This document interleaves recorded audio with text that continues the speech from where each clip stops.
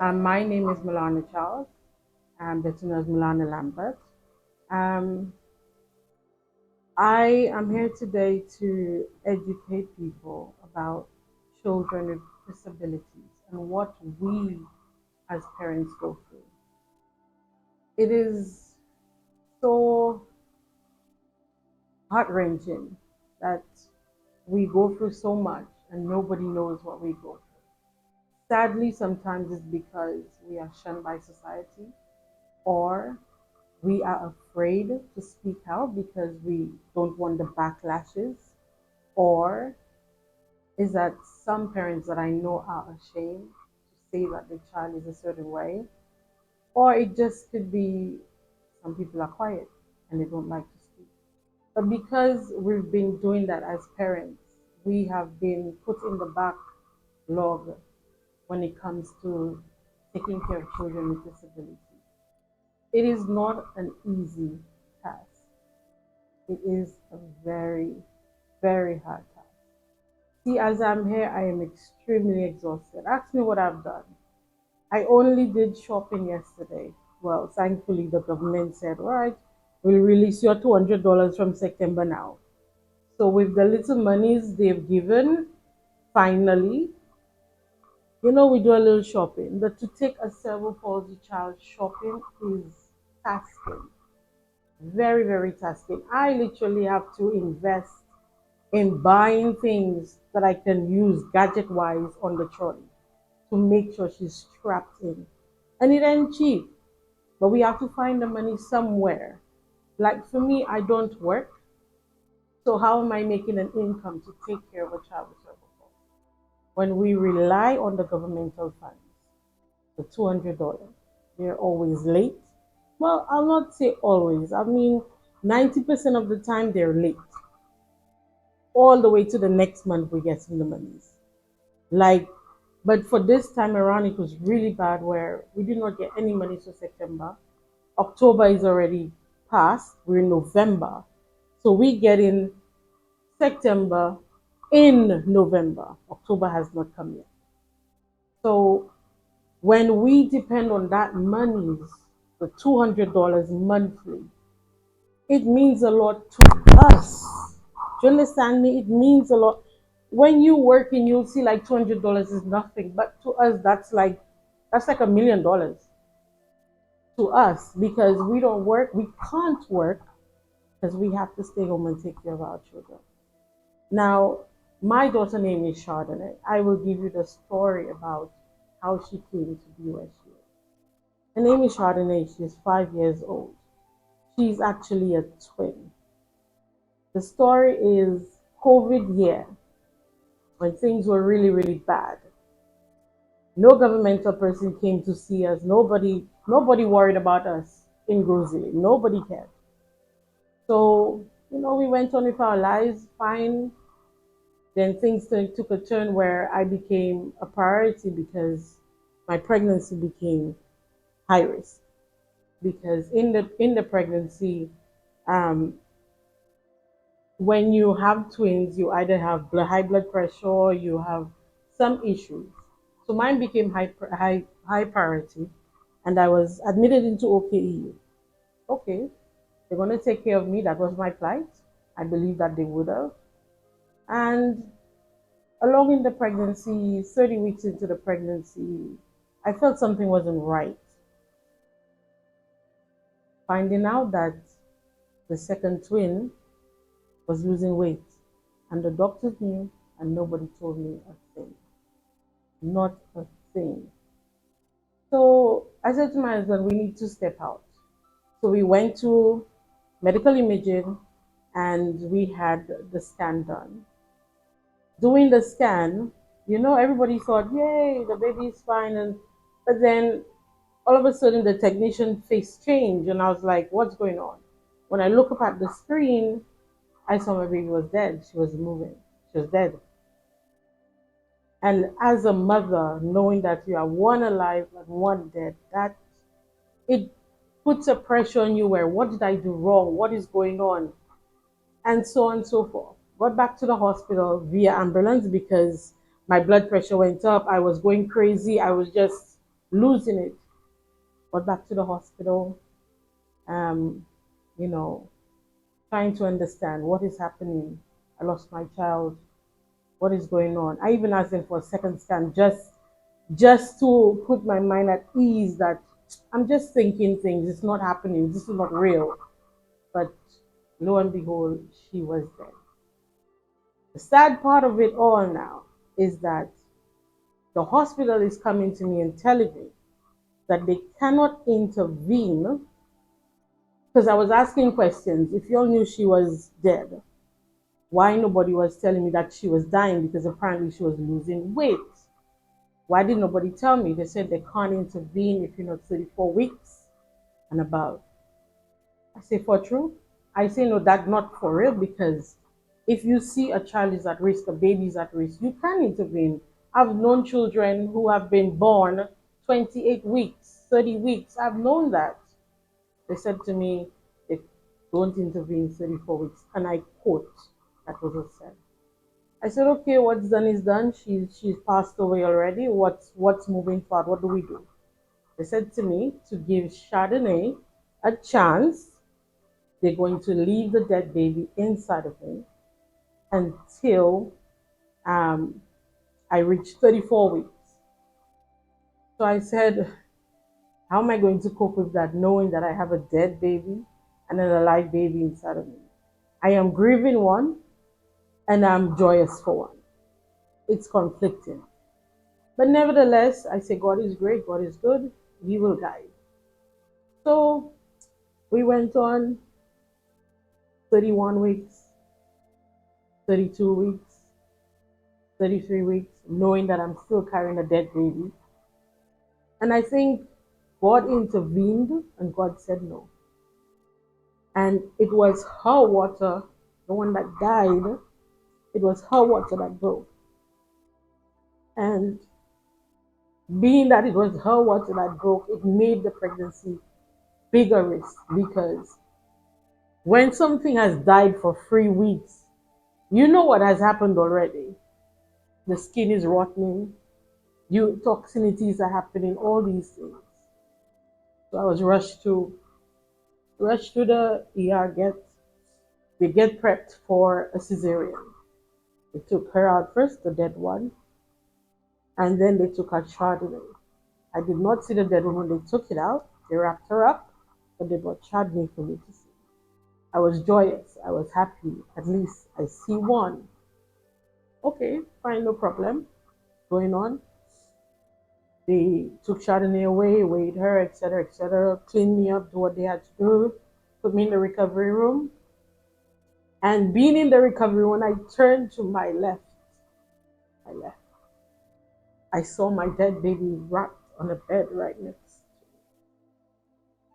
to me. And I'm like, I want to tell somebody to come and take her because I know that's her. But I couldn't speak, I couldn't, because I was still in fog being from the surgery. Nevertheless, she was there, and I just kept telling God, give me the strength, give me the strength. Then they came to me and said to me, what do I want to do? I said, I want to see her. We want to spend some time with both of them. So they said, okay, give them clothes, wrap her, brought her in. And do you know what it feels like to hold your dead baby and your live baby? I did not take pictures of my dead baby because her skin was rotten. She was rotten. You could still see it was a baby, but because of how long she's been there, the skin is rotten. I didn't take any pictures. Nevertheless, we move on from that. And Shani was okay. She was born all right. She was reached 1 year. We put Shani, we cremated Shani. That's another story why we cremated her, because the hospital took 7 months to give her body. We fight tooth and nail to get her body. It's a whole other story. But we're gonna focus on Chardonnay. So being one coming to 1 year old, I'm seeing that she's not doing what she needs to do. She's not sitting, she's not crawling, she's not talking, she's not doing things. So I took her to the doctor, and the doctor said, I have to recommend you to child development because I believe Shadney might have cerebral palsy. Are you for it? That's not true. That's not happening. But for some weird reason, after we went there, we were contacted by a nurse. It was just weird, and she said to me, we're so sorry for what happened with the babies." I said, "What you talk?" She said, um, "We believe that the toxicities that came from her sister ended up affecting Chardonnay."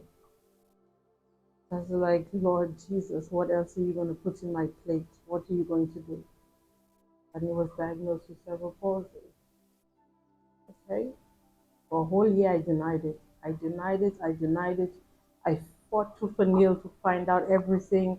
I would not accept it because when you're ignorant to knowledge, you believe that this can't be what it is because you're ignorant to knowledge. You look at it as it's a foreign entity. You look at it as if it's a curse. Somebody did you wrong, you know? But then as time and time goes by and Chardonnay started showing who Chardonnay was, I realized how brilliant and wonderful and how caring and resilient she was, even with cerebral palsy. And I started to accept it. And on accepting it, I started to work with her to be the best that she can be. Chardonnay can't sit down on her own. She can't walk as yet. Chardonnay can't talk. And this is where it gets me that my child can't talk. Who is going to speak for her? When I see the injustice that is happening to our children with cerebral palsy or children with disability, it hurts the core of me. We are suffering as parents. Nobody comes to you and say, "Okay, we have you on the list of your child being a disabled child, cerebral palsy. What can we do for you? How can we help you? How do we assist you?" Nothing. What? You're just left on your own to deal with your child. And if you know somebody who knows somebody is in government, he'll help you because you know somebody. But people like us that don't know anybody, we are left in the background to fend for ourselves. Taking care of Chardonnay, I had to be carrying Chardonnay from home to a bus stop, waiting hours on end for a bus. Imagine carrying a child like that for 3 to 4 years. I'm now suffering with a back problem. I can't sit straight. I can't do any activities without being in severe pain. Now, going to get the back fix, you have to be paying $400 a week just to get your body right so I can be able to take care of her. Who's going to take care of her? If I fall sick, who's taking care of her? Nobody. Nobody. There's no funds to say that if I die, she will be okay. There is no policy that says that, okay, we're going to help your mom health wise to make sure that she's strong enough to take care of you because that's all you have. There is nothing like that. And I'll be honest with you, I am glad that they're trying to put policies in place, but then it's not effective unless it's actually in place. You can see a lot of things. We were told 4 years ago that the disability fund, would be raised from 200 to 300. It has never happened. And yet again, we hear them coming and say the same thing again from 4 years ago, and it's never happened. And we depend so badly, unfortunately, on the government to help us with our children. It is sad. They have parents like Riley, which unfortunately today has been rushed to the hospital because Riley is tube fed. She has a tube that feeds her. She's so tiny. She's a 3-year-old who looks like a 6-month-old baby. And there's nobody helping her mom. Nobody's there to help. Her mom has to work hours on end just to try and meet ends meet. But then when we have people like Lisa and Riley, we have people like Nicole and her daughter. We have people that still live in this day and age with a pit toilet, are taking care of a cerebral palsy child, and there is nobody to help them. In this day and age, a pit toilet, you telling me that nobody in that constituency can help that person? She has a cerebral palsy child. What about those that have ADHD? I know of people who have children with ADHD and medications don't work because they don't suit the child. Nobody goes out on end to find the medication to help that child. Do you know how much difficulty it is to take care of a child with ADHD? And half of the people that I know are not even on the grant. They've put in the work, they've put in all the form papers, and yet still they're still not. Years, 3 years, 4 years later, they're still not on the grant. What about those that never got onto the grant and they're actually fill out the form? I was lucky enough to get the grant because I was always at Equity's office behind them 24/7 until I got that grant. And I think they got fed up with me, and eventually I got the grant. I have to be telling parents, when you fill out that form, do not sit on yourself. Go behind them. We shouldn't be that way. We should not be chasing nobody to help us. You know our situation. You know our children are disabled. We don't have to be at you. When it comes to healthcare service, we suffer. I can't even take my child in a pushchair to the polyclinic because the space is so congested. It's like her pushchair alone will make everybody uncomfortable. What's about the parents that take their children that can't even move? And then they're suggesting to them, why didn't you tell a doctor to come to your house? Are you going to pay for the doctor to come to their house? A healthcare professional telling a mom that has traveled far enough with a child that can't move. It's like they don't have no compassion towards us. We're bothering society. So this is why you have parents, they sit back, they say nothing. They cloud themselves, they stay home, they cry, they cry.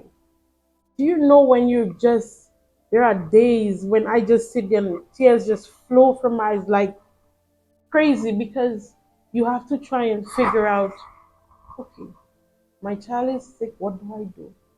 She can't tell me her head is hurting her. She can't tell me her foot is hurting her. She can't tell me her belly is hurting her. What do I do? What do I do? And there are days it's so overwhelming. I just stay there and cry because I can't figure out what is wrong when she starts crying. And you see, when a child with cerebral palsy starts crying, you go crazy because they don't stop. Some of them do not stop. And sadly, some of them even go into seizures. Like if I allow Chardonnay to cry for a long time, Chardonnay will go to neurological spasms. She'll start having some severe spasms. And therefore, I need to figure out before that happens what is wrong. How can I stop the tears? What can I do? I become God because I have to think beyond my capacity how to take care of her. Do you all know the mental stress that causes? We don't even have an outlet where we have a support group where we can go and talk about how we feel. We don't have that. We would love that. We don't have that. Because everybody is thinking that if I air my view, if I say how I'm feeling, if I say what I'm going through, nobody's going to hear me. Why is that? It's because we do not get the support of the government like we should. We should be the forerunners of the government thought because we are vulnerable. We are vulnerable. When we sit there and we're like, how do we buy this food? Pampers is a constant thing for us because our children never stop using Pampers. And it's so expensive. When you can't afford a packet of Pamper for your child, you burst into tears because you can't do nothing. We become vulnerable. You know, there are some parents that become suicidal because they can't take care of their children the way they should because they do not have the support. Some people will say, okay, you have family members, you have friends. What family members and friends? Where? Some people are lucky enough, yes, to have that support, but what about those who don't? Some people feel like your child is contagious, so they stay away. Some people feel like your child looks retarded, or according to the word the solution says, deck deck. They stay away, which is not nice. We don't get treated nice by society as well. We take a bus. It's a problem. Just to put our pushchairs, we have to pay a whole seat. Sometimes the bus drivers don't want us to bring our pushchairs on the buses. Sometimes they don't even want us to hold the train. Like for example, one day I took a bus, a Brazilian bus, going down to Massey Rodney Bay, and I'm having Chardonnay, and I go inside the bus, I hold her on me. The man tell me, "Meteti mama, sees shares no," because you know what, the bus was empty. He wanted more money. Then I'm saying to him, I can't do that. I'm sorry, driver, I can't do that. I have to hold her. Oh, sukai chebe desan bus man. Just for that, not knowing that the child has a problem, she can't sit on her own. I don't have to tell you that my child has a problem to sit on her own. You're supposed to be able to show compassion no matter what disability or ability or normality there is. But we face a lot of discrimination, especially on the buses or when we go out with our children. We can't stop that people will always think what they want. But let me rephrase that. I will stop that. I will make a way that solutions understand what we go through as parents and that our children are special as well. They are human beings and they deserve to have every right of equality in this world. When you think about sports, I see the government is doing so much sports for children. Disabled children can do sports too. Have you not seen children on wheelchairs doing basketball and all these things? We can do that too. Given the right opportunities, our children can shine too. Given the fact that Chardonnay was unable to go to preschool because everywhere in Grosile said to me, no. Everywhere in Grosile said to me, no, we don't cater for any child with disability. If Chardonnay had gotten that support from small, the things that she's capable of doing, should be doing them right now. But she's behind because we never got the support.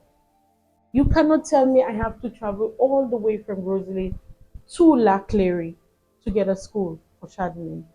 And then to make it even worse, it's not that it's not even top quality school. Because Chardonnay is a child that sucks everything she sees on the floor. So if the floor is not clean, when I pick up my child and bring her home, she's gonna come back with some kind of sickness. And I don't want that.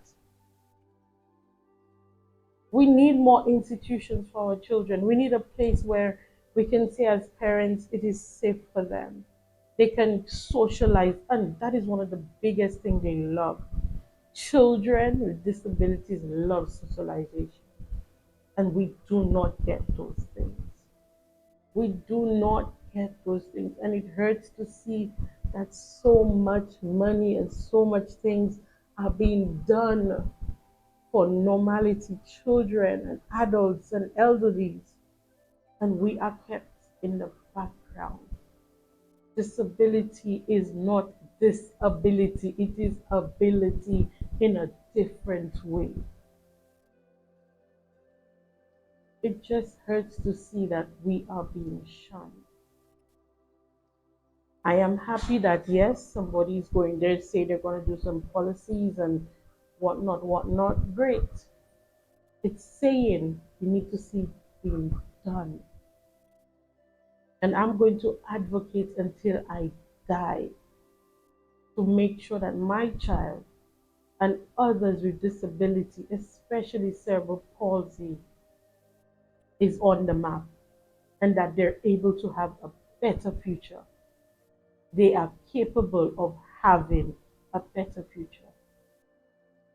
So until I see this happening, I will advocate, advocate, and advocate in the health sector, in the social sector, in the entertainment sector, in the event sector. In all sectors, I will put myself. Whatever platform I get, I will put myself. We, the parents of children with disabilities, we, the parents of children, adult children with disabilities, we, the people who take care of people with disabilities, whether it be children, adults, elderly, we are tired of being silent. We are going to speak, and we are going to make sure that when we are heard, it is put down on paper and it becomes a policy. We are going to advocate, advocate, and advocate.